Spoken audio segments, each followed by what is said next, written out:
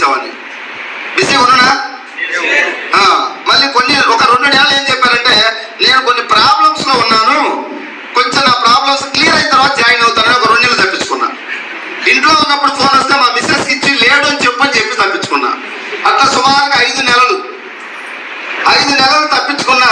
కానీ వెస్టీజీ వాళ్ళు వదిలిపెట్టరు మనల్ని. మిద్దీలకు పైసలు ఇచ్చిన వాళ్ళైనా వదిలిపెడతారు, కానీ వెస్టీజీ వాళ్ళు వదిలిపెట్టరు. వాళ్ళైతే ఒక మీటింగ్ గ్యారంటీ తీసుకొస్తారు మనల్ని.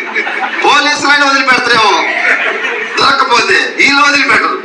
5 నెలల తర్వాత పొద్దుగాల 5 గంటలకు 5:30 కల్లా మా ఇంటికి బైక్ వేసుకొని వచ్చిండు. నేనన్నా ఫోన్ చేసి రావచ్చు కదా అన్న, ఫోన్ చేస్తే నువ్వు దొరుకుతావా అన్నాడు. ఎలా అరెస్ట్ చేయాలనేది వాళ్ళకి తెలుసు, వాళ్ళకి టార్గెట్ ఉంటుంది కాబట్టి.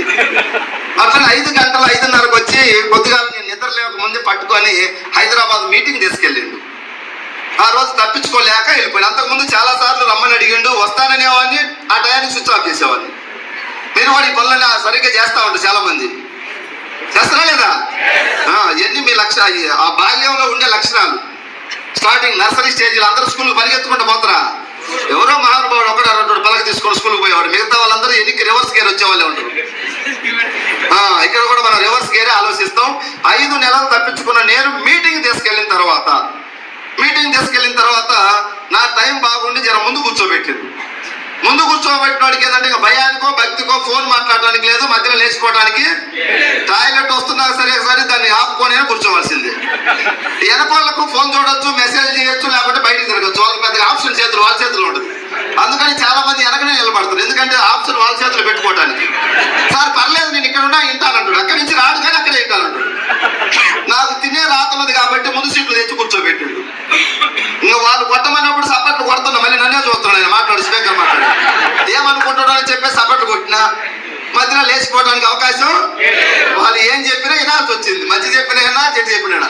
అట్లా మీటింగ్ అంతా వినేటప్పుడు ఆ మీటింగ్ గురించి చెప్పారు. వెస్టీజీ కంపెనీ అంటే మీలో ఎంతమందికి భయం ఉంది అన్నాడు. నేను ఏమంటేనే చేయలేకపోయినా. అలాంటి వాళ్ళు కొంతమంది లేపారు, భయం ఉంది అనేవాళ్ళు. ఏంటి నీ భయం అన్నారు.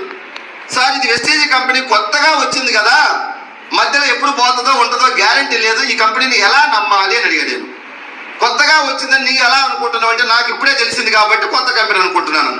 నీకు తెలిసింది ఇప్పుడే, ఇప్పుడు రెడ్డి భవన్ నాకు ఈ రోజు తెలిసింది. నా కోసం పెట్టినా సార్ ఇది, దీనికి రిజిస్ట్రేషన్ ఉండదా?